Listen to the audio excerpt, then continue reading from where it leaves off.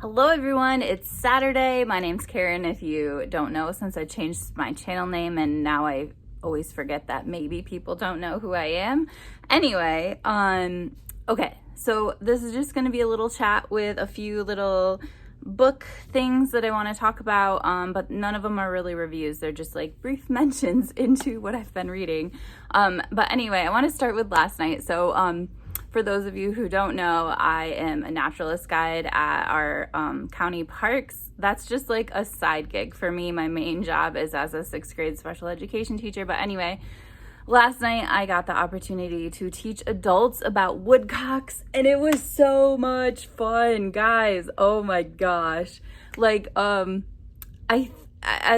a teacher, because I'm a 6th grade special education teacher, like I said, like I've always thought that like 4th grade is like my sweet spot. Like I will teach anything, but that's like my sweet spot. And I've also encountered other teachers who are still going through teacher training, and they're like, I want to be a 2nd grade teacher.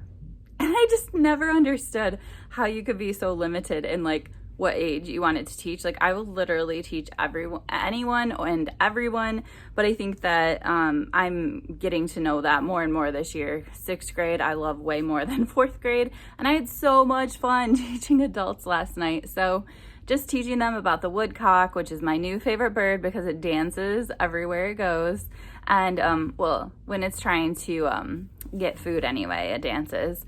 But yeah, I just thought it was so much fun, and it was so cool to see how excited they were about just learning about the woodcocks and asking questions about them. And then we went out and we were able to observe them and observe their display, aka, hey guys, clubbing behavior, I would say.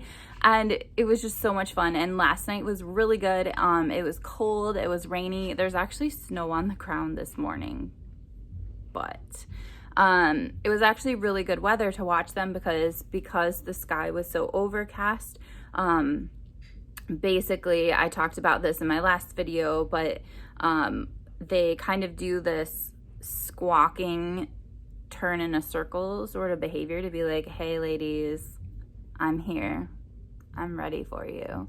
And then they shoot up into the sky and they kind of fly around like a bat in a circular motion for a bit. And because the sky was overcast, it was really easy to follow them the entire way, because previously when I've watched them in the sky, you can see them and then you'll kind of lose them, and then then you'll spot them again and lose them again. And I was able to see them pretty much the whole time that they were doing their sky dancing sort of thing. And then you would see them all of a sudden go silent, drop to the ground, and start their squawking again. However, this was really cool. So one time, well, first of all, we were able to get really close to them. Just like the time before, like literally they were right in the middle of the path. Last night was cool because there was around 3 or 4 of them in the area that we were in. Obviously they're all spread apart because you cannot have 2 males in the same area, but like they were all 3 or 4 in a bigger area, I guess. Anyway, one time this bird went down, so it was doing its squawking, it went up to do its sky dance, came down, and all of a sudden we heard this alien noise, which the alien noise is their aggression call. But what I'm wondering is if it was like, oh, a lady is here. I don't know. If you know more about them, let me know, because like it is typically their aggression call. But all of a sudden the bird was silent for longer than usual, and then it started again. I really think that it found a lady real quick, did its hookup, and then started again to try and find another lady. I don't know. I'm just saying. It was really cool. A really cool night. Super, super fun. Everyone was super grateful. And just like, yeah, I love teaching adults now. So quickly, I'm going to go to lunch with my mom in a hot second because I need to do my glorified custodian job later this afternoon. And she lives really close by, so I thought I would hang out with her for a bit. But I want to talk about the book that I finished yesterday after work, because it takes me a while to wind down after woodcocks. Okay. So this is Healing Trauma by Peter A. Levine. He's really well known. He's kind of the paper tiger sort of guy, if you've heard that story about a paper tiger. Anyway, this book is about healing trauma. It's very short, and it just kind of gives you an introduction on trauma, and then I am currently listening to it now, but it comes with a CD that will guide you through, I want to say 12 trauma exercises. I did the first one last night. I'm just going to do one a day, which is why it's not in there. It's in my only CD player, which is my like Blu-ray player thing. Anyway, I did not feel this book was life-changing in any way. It was all stuff I already knew, but I think that if you don't know much about trauma, it would be really good for you. And I'm going to wait and see how the disc goes, because that could definitely add a whole bunch of value that this book didn't. But I do want to talk, like, this book is quality. I'm just saying it's all background knowledge I already knew. One way this did shift my thinking basically is this idea, and I don't know if I can find it because I didn't mark it, but of how trauma damages connections. And I already knew that, but I just didn't think about it in that way. Okay, so in short, trauma is about loss of connection to ourselves, to our bodies, to our families, to others, and to the world around us. And so I think that that one statement kind of made me rethink what I do in my classroom. And this year, I will admit, has been kind of bad for me doing this, just because I worked at home for a year, and when I came back, like, I had to adjust to working in person again. My classroom management was horrible at the start of the year. Like, I was just rusty at being a teacher, and everything is so much better now. Like, bam, I'm back on my game. It took a few months, but I'm back to my regular self. So there's a lot of things I've done in the past that this year kind of fell to the wayside, that I would like to start again next year. But what this book gave me is kind of this order in which I want to do them. So one of the things that I always do, and like if I had my own child, I would definitely incorporate this into play and stuff too, but kids or adults in trauma are not connected to their physical bodies. And even in myself, that was the case as well, but it's just not something you realize you're not thinking about it. Anyway, so with my students, I do something called the Introception curriculum. It's by Kelly Mailer, I think. I will put up a picture or link it below, one of the two. It's really an amazing program for just getting kids reconnected to their body. So what it does is it walks you through the entire body. It starts with the hands, which is interesting because that is where the audio thing from last night also started. But it starts with your hands, and you do a lot of activities with kids at reconnecting with their hands. So you might put ice in their hands and have them like figure out like, how does that feel? You might use those hand warmers. How does that feel? You might have them clap for a long time and then feel the tingles that come after. Like, it's just like reconnecting to your hands. And so what I have done in the past is I have gone through this with my class, and then I've spent time, okay, we talked about our hands, we did a lot of exercises, and then I will give them a tool that they can use when they need to self-regulate or whatever that involves their hands. So I found tiny little pop-it keychains. Each of my kids is given one of those as a gift at the start of the year. After we talk about this, I'm thinking of maybe like putting lotion in my classroom just so that they can like just have that, you know, like the soothing of rubbing lotion into their hands. Each of my kids has a mini thing of Play-Doh that they're allowed to play with at their desk, and it's not a toy, it's just something to keep their hands busy if they want to. But just like teaching them to use different things that could comfort their hands, and just being aware of how your hands are feeling, which sounds so ridiculous, but kids do lose connection with that. And then it walks through other body parts. I can't remember the order after that, but once it gets through like more external body parts, then it talks about stomach, it talks about private bits, it talks about more of the internal sensations of your body once you get past the outside of your body. And I don't do this now that I teach 6th grade special education, but when I did students with more severe emotional impairments and traumas and stuff like that, I would have them trace their entire body, and then we have little Velcro icons that they can stick all over their huge cutout of their body that talk about like, how is my nose feeling today, how are my hands feeling today, stuff like that. And we did it throughout the day just to kind of as a check-in before we started a new activity. So like we would have a morning circle, we would check in and see how our bodies are feeling, and then we would start our academics for the day. We did mindfulness in there too, but regardless. So I would start with that, getting the kids reconnected to their physical bodies. And then I would go into zones of regulation, which is a more commonly heard of program where the kids really dive into their emotions and they learn to identify if they're in the red zone. I haven't done it in so long. Red, blue, yellow, or green. Red is like, well, let's start with green. Green is like, you're just good. Like nothing major is going on. You're happy. You're not over the top happy. It's just regular. Blue is like you're sad or you're sick. Yellow is like you're starting to be heightened. So like right now I have a bit of a headache. You know, something that's kind of gnawing at you in the back of your head, or maybe you're slightly excited because you are searching for woodcocks. That might get you into the yellow. And then red is like over the top, flipping tables or desks.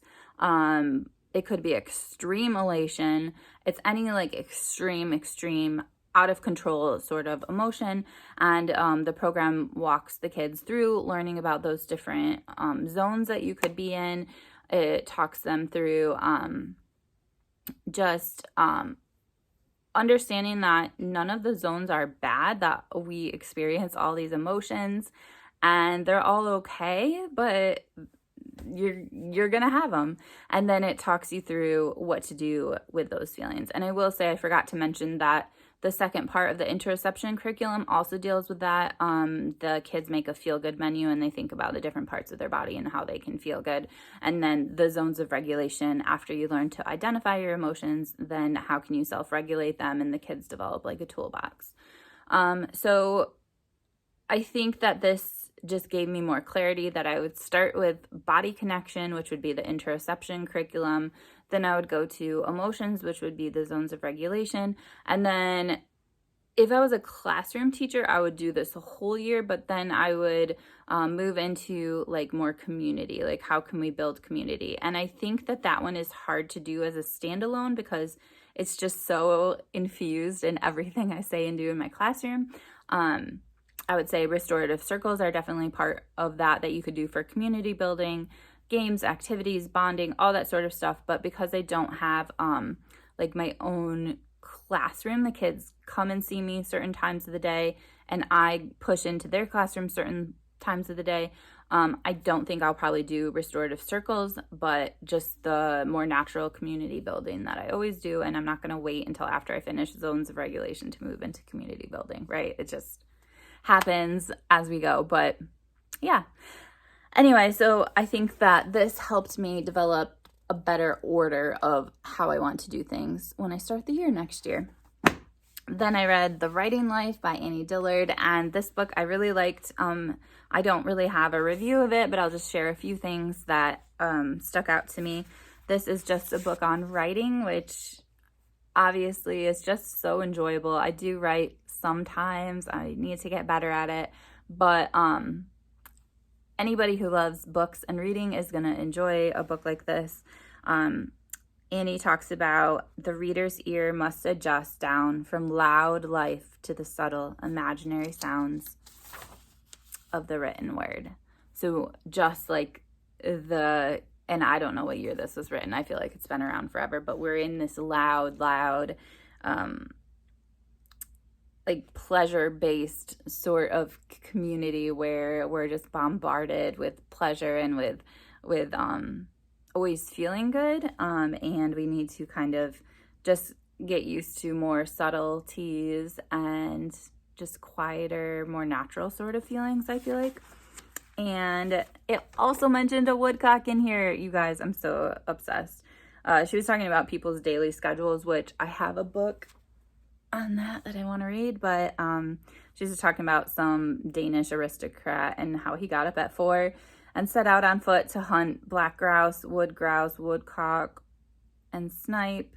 And then at 11, he met his friends and blah, blah, blah. It's just his day. I'm very sad that he was hunting them, but also you might want to be careful about what you search for woodcock, because I did do a search and there was just a bunch of them on plates.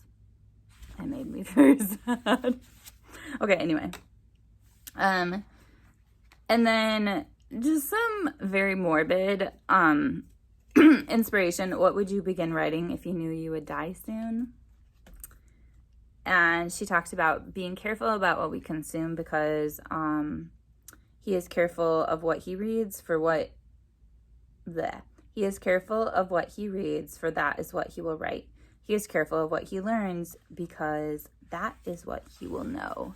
Now, I will say that since I joined Parnassus's first edition book club, it inadvertently made me a book snob, where I could tell when books were well written and poorly written, whereas before I couldn't.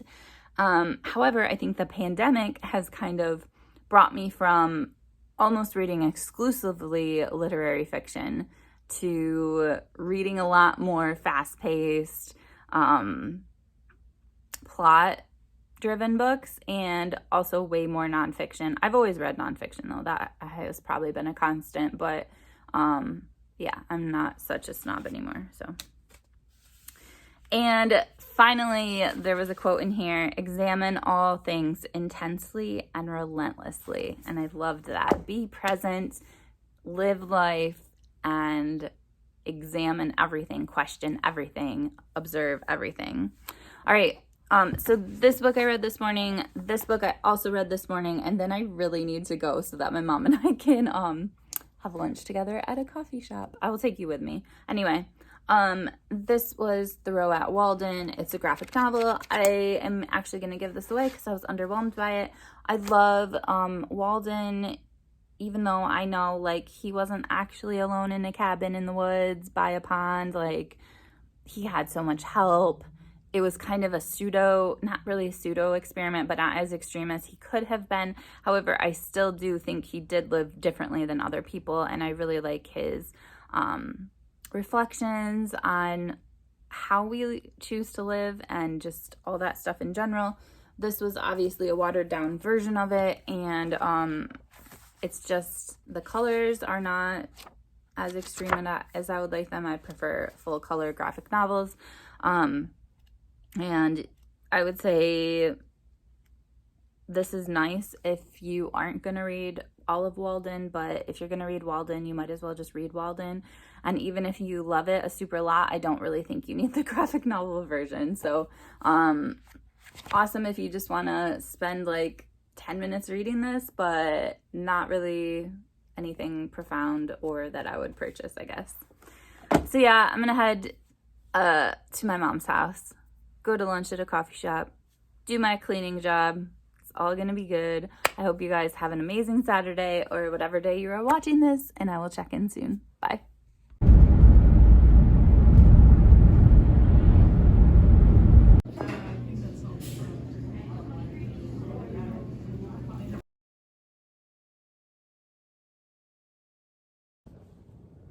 At work now, there's 3 places that I have to clean tonight, and this is one of them.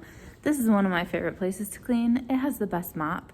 Apparently people left the fireplace on, which is slightly dangerous, but anyway, I'm gonna clean, listen to an audiobook. It's gonna be epic. I'm listening to The Time Machine by H.G. Wells.